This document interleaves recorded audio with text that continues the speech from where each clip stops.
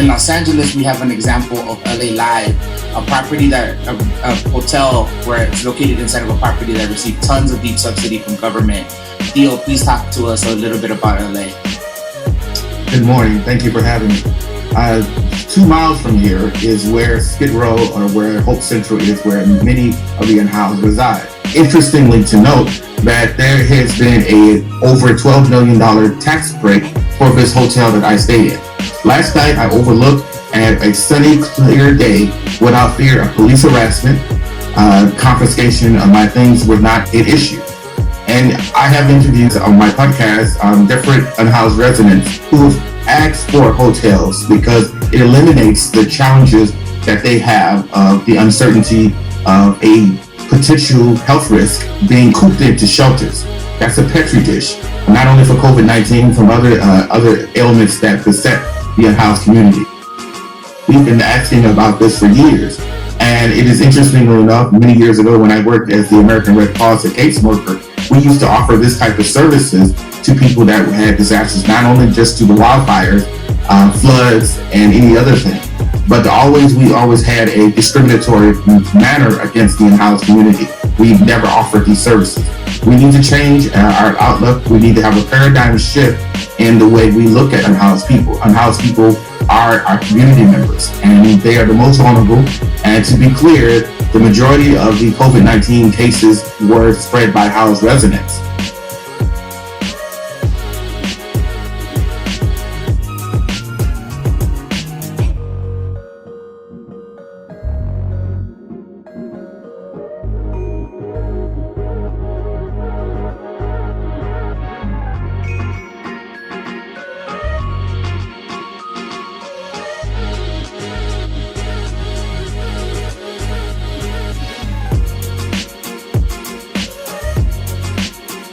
Welcome to the 20th episode of We the Unhoused. We are currently in week 4, day 2 of Shelter in Place by Mayor Eric Garcetti. And right now we're here in one of the hotels of many that is unoccupied. As you heard earlier, that one of the workers here has explained that sales and occupancy has dropped and plummeted. And so here we are in the studios with Jed Perriott, one of the organizers of DSA, as well. We're going to talk about what our plans is to dramatize and highlight what we should do to get the city and the governor to get up off their butts and provide vacancy hotels to unhoused people. Hotels, not hospitals. So without further ado, here is Jed Perriott. Welcome. Hey Theo, thanks for having me on. And yeah, it's pretty wild being in this room and just looking out the window, seeing this giant skyscraper that we're in, and hearing that the entirety of the Marriott Hotel has been shut down. I believe it's 800 and something rooms are empty right now, and the ones that we're in right now, on these floors, I think it's just 2 or 3 floors that are open at the Ritz, which is part of the JW Marriott building, a giant complex. And just to look at the extravagant, decadent landscape, and then right out the window you see all this development, Staples Center, the Ocean View properties that have with the cranes around them, all just a stone's throw from Skid Row, which is where thousands of people are living and dying on the streets.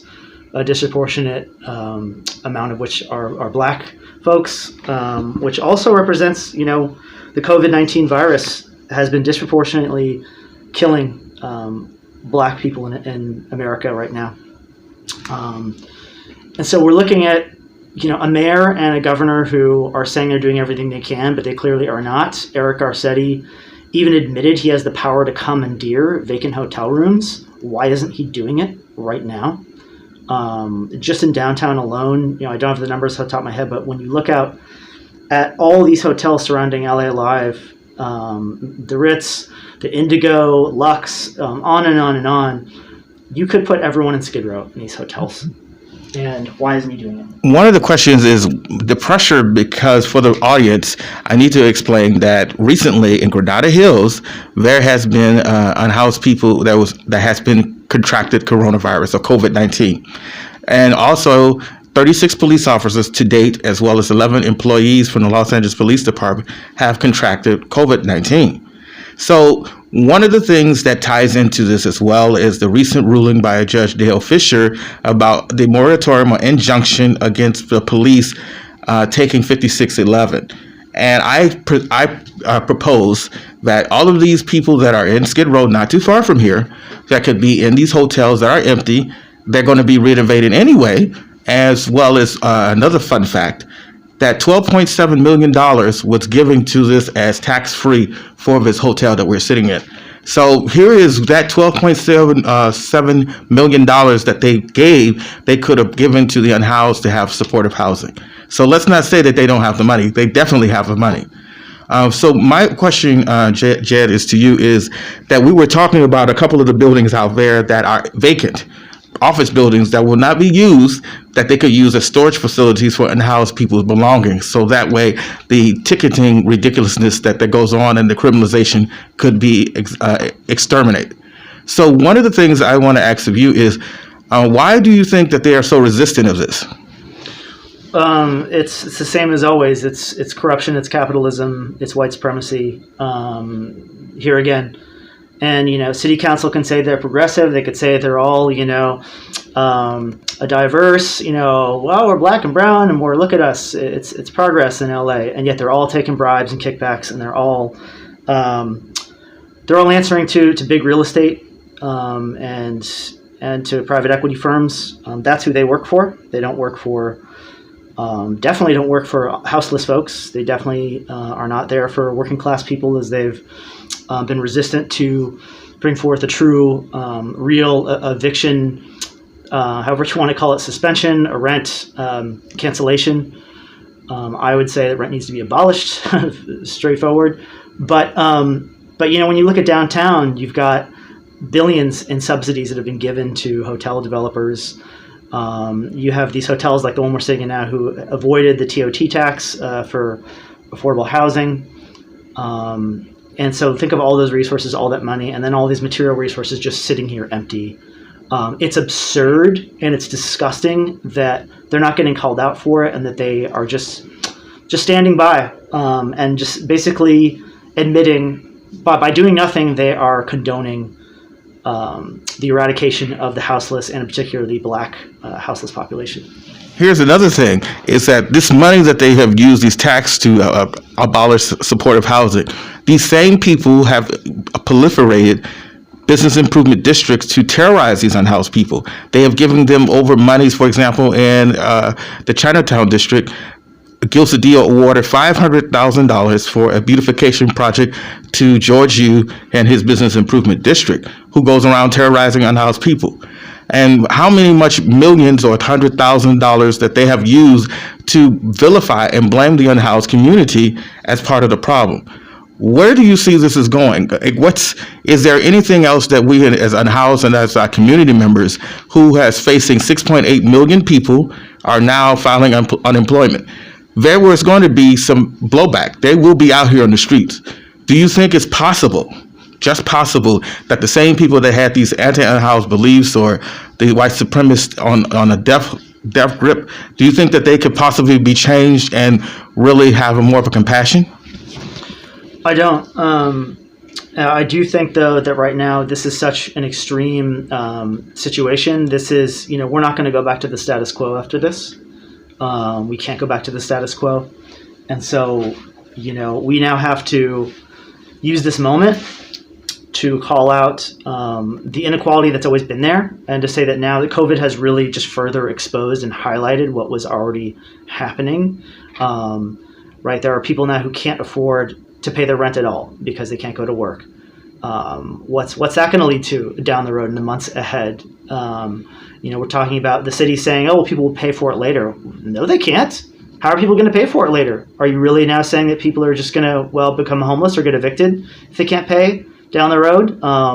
People are not going to stand for that bullshit. They're not going to stand by and allow these politicians to continue to pay lip service and say that they care about working Angelenos and marginalized Angelenos when clearly their policies are doing the opposite or half-assed versions of helping folks out. the way that they need to. It ends up being on us to do mutual aid to provide food to folks, as many people are doing right now, and look out for each other and organizing together. It's really hard because we can't meet in groups, but we do have the internet, which has let us hold meetings online and conference calls.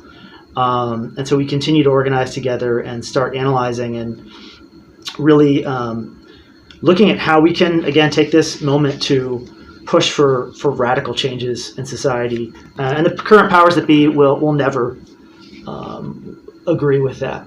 It's us against them. Well, definitely stated. But here's the question I have. Like we mentioned mutual aid.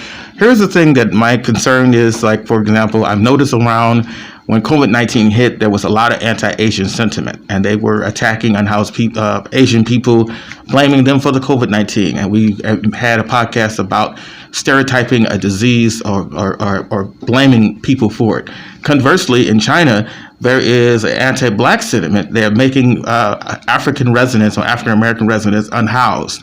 And one of the questions that I have is, like, for example, it's us versus them. But what I want to also point out is too, and which I've stated, we're all in this fight together. But unfortunately, these deeply hateful belief systems that have been created by white supremacy and that broad brush against one another is what's holding us back. There's 6.8 million people that are filing for unemployment, and there's a working class mother that can't use a job, or as a healthcare worker that's job is drawn up, or the restaurant worker. They are maybe the same people that have been against unhoused people having a shelter in their area because they were afraid of the school children. But you have to understand that now you may be a part of that group that people are not going to want around if you lose your home. So what is it you think it will take to get us to the point where we learn that we truly have layers of this that we need to look at and address and be really much more unified? That's a big question. Race is a very complicated question that's not going to be solved quickly. But I do think that in this moment, there are a lot of people who maybe before COVID were less inclined to push for radical systemic changes and are now saying, holy crap, I might become homeless. I may have been calling the cops on that encampment, but now it's me who's potentially going to be living in a tent. Someone calling the cops on them. Yeah, and so you have people who are now, oh my God, I need to buy food. How am I going to pay rent? Making these decisions that poor people have already been trying to, been going through those conundrums their entire lives before COVID. So I think that there is something happening where people are waking up and seeing that, if something radical doesn't shift, a lot of people are going to die. And it's a question, do you accept that masses of people are going to die? Do you accept that? Or, and that's just the way things are? Or do you maybe think that we should start changing the way we approach, private property? Should rent exist at all? Should landlords exist at all? Right? Should healthcare be a commodity or human right? Again, that's been a debate we've been having for a long time. And recently in the presidential campaign, I think now people are really starting to, because it's hitting them at home right now, all at once. And so I can't say that that all of a sudden we're going to come together, all races, all, backgrounds and classes, and overthrow the ruling class, and we're all going to be happy together. It's not as simple as that at all. And, the status quo, the ruling class folks would love for this to just sort of end in a few months and things to go back to normal, but it's not going to go back to normal. And we have to be in this time really pushing for some radical things, starting with, as we're here right now, as we start this conversation, they could put every homeless person into a hotel room right now. Let's start with giving everyone that basic shelter, a bathroom, a place to wash their hands, a room of their own, to protect themselves. Why don't we start there and again, not allow them to be evicted from those hotels back to the street? Put plans in place to find people permanent housing, maybe potentially turn the hotels into some form of permanent or semi-permanent housing. There's a lot of different things that could happen, and I think there's a major shift going on. I don't know what's going to happen. There is also, the fascist tendency that rises in these moments, so we have to be vigilant and looking out again, to fight against that backlash, that again will be people calling, whether it's race, whether it's blaming immigrants, blaming poor people, blaming black people, blaming homeless folks. They're all drug addicts. You still hear that, and that the fight against that is going to be tough. And also, I should say, there's folks who consider themselves progressive. The liberals who say, oh yeah, I believe there should be health care, and yeah, corporations, oh my God, they have too much power, and tax the rich. But then they're still talking about how the homeless people on the street, need to, they're calling the cops on them and stuff, and thinking, oh, they're still using dehumanizing language against the houseless. And so there are folks who claim to be progressive, and in these times, they really are going to have to choose. Do you stand with the fascists, or do you stand with this people-powered movement on the left? I have to agree. I had an argument yesterday with a woman who was trying to gaslight or invalidate my experience and labeled me mansplaining when she complained about the ruling, the injunction. And I explained to her, I said, well, this could have been stopped if they had spent money in order to help the unhoused instead of criminalizing them. But of course, I digress. I want to thank Jed Period again for your time. And this is Theo Henderson from We in the House. I want you to remember, we all are in the same boat in many respects. No matter what boat we came in, but we're all in the same boat now. Thank you all for listening, and may we again meet in the light of understanding.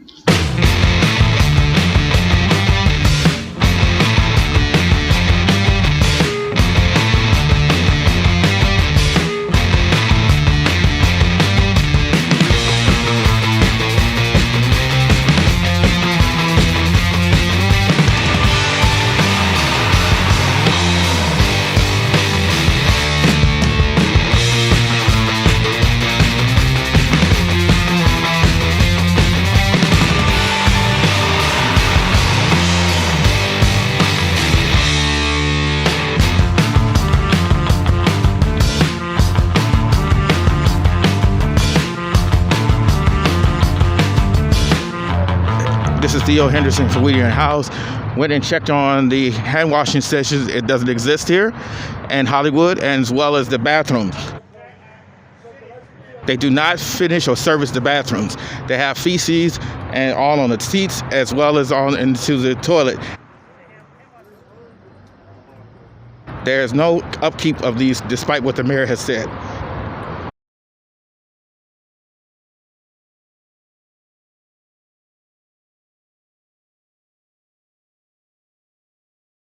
This is Theo Henderson from Weedian House.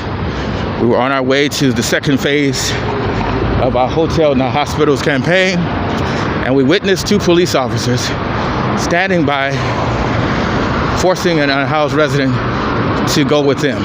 They claim she has COVID-19. More to follow. Why is she in handcuffs? We kept her out of handcuffs as long as we could, but she started to make statements when she found out she was being placed on a hold, that she was getting violent, and so we ended up handcuffing her for that. She said that you guys have said she has COVID-19. No, we don't know that. She admitted she had some COVID-19 symptoms, but she hasn't been tested. Hold up, dude. Back up. I feel like I'm being kidnapped right now. I want to understand why I'm going to wherever the heck you want me to go. I want to understand why. Where is she going? I came here. What he wanted? You know what I mean? Okay, now approaching are a psychiatrist, medical personnel, and some people with Crazy, man. paperwork. So why the you want to send me to the hospital? Well, this dude's got me handcuffed, disrespecting me all day long. I know I'm upset. I don't want to go. I told you. I told you nicely. I don't want to go. I don't need medical help. Your team's on the side of the street, okay? I was not walking into traffic. I was laying in the sun. I was not walking in traffic, man. What are you talking about, dude? No, I'm sorry, man. What you're saying right now is not even correct, man. Demonstrate what you think I was doing. Whatever you said, demonstrate what I was not. What are you talking about? You're lying, man. I'm sorry, man. Please. No, you're fucking lying. I don't want to go to fucking hospital. You fucking hear me? And I was not fucking walking. Oh, causing traffic. I was laying in the fucking sand on the side of on the dirt, whatever. And there was people there. There was somebody else there too. I was not in traffic. I was not in the way of the traffic. Will you stop grabbing me, man? I'm not finished talking to the punk yet. You bitch. You motherfucker with your fake shit. I need to go to the hospital. Maybe you shut up, man. Been to the hospital before. You said you I'm like just to talking kill to us, your master who's doing his job. You already wrote the whole. His job is so good. I don't want to go to the hospital. I'm fine already. I told you. This motherfucker's lying. I told you he's fucking lying.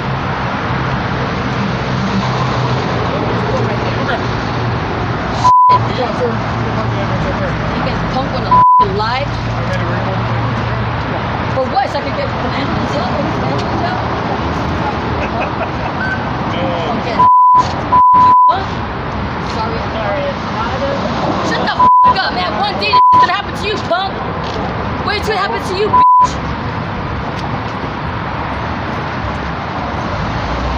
What, man? You calm the down, man. As you can hear, that someone is being put on hold, Disrespect you, man. and apparently The whole world.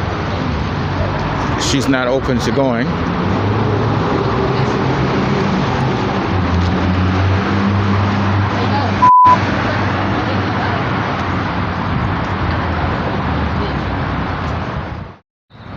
This is Theo Henderson for Weedy Unhoused. We talk about how COVID-19 has brought out the worst in people and the best in people. But we didn't talk about, prior to COVID-19, the unhoused vigilantism that carries over even today. This business here, Good Morning Vietnam, has been responsible for harassing and terrorizing the unhoused community. They have been stating that this gentleman here that has his door open is the one that runs and pulls guns on them to terrorize and harass them. But I want to also point out too how quick the police were called because of his thing. So, sir, we. Walk off my property right there. Oh, okay. That's the line. All right. You might want to cross that line. Is it true that you put pull guns on the unhoused community? Nope. Oh, is it true that you hate the unhoused community? You might want to cross that line. This is private property. Trespassing. This is public property. No, that sidewalk is public property. So as you can see here, he's denied that he pulls guns and terrorizes the unhoused community. They have said that you are stalking them. Is it true? You can cross that line now. Is it true that you're stalking the unhoused community? Go ahead. Is it true you're stalking the Do unhoused you community? really want me to call the cops on you right now? You can if you wish. You can continue if you want to step on that sidewalk. Oh, that's wonderful. So how long have you owned this business? Don't worry about it. Oh, I see. So what's the reasons that you Do you despise have a real the job? Yes, this is it. What is it? This is it. I'm asking you the questions. You're not answering. me. So tell me, is this your real job? What use is that job going to do? This job is to highlight the unhoused vigilantism that goes on with business owners who claim that they are better than unhoused people. Because if that was the case and we're in COVID-19, why would you call the police on them and deliberately stating that they're not practicing social distancing? Because we've had this on camera, and our camera. Yes, the officers told us that you were the one that called. So you can deny it all you want. Public records will bear out that you're the one that called. And yes, we've already have. The public records also state that you have been terrorizing the unhoused, and we're trying to find out why do you hate the unhoused so much.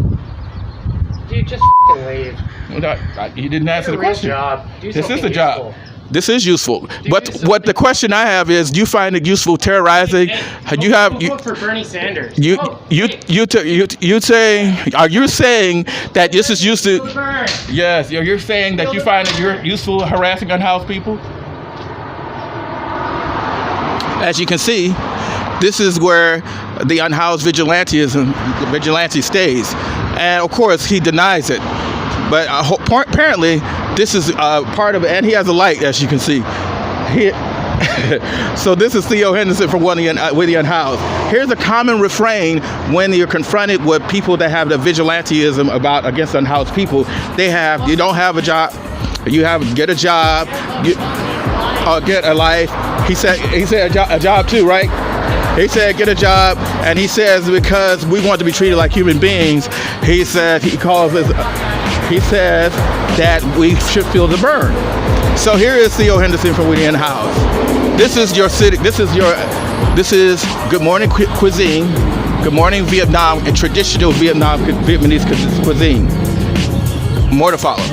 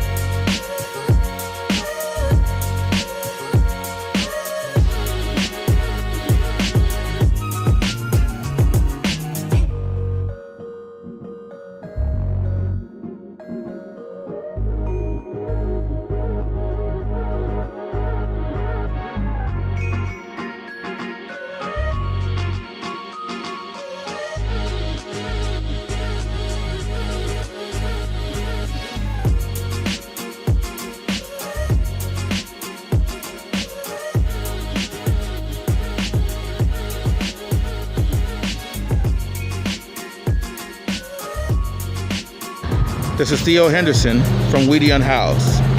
Please join us for episode 20, LA Live or LA Dead. If you like our podcast, please subscribe to Patreon. If you want to hear more of our episodes, listen to SoundCloud.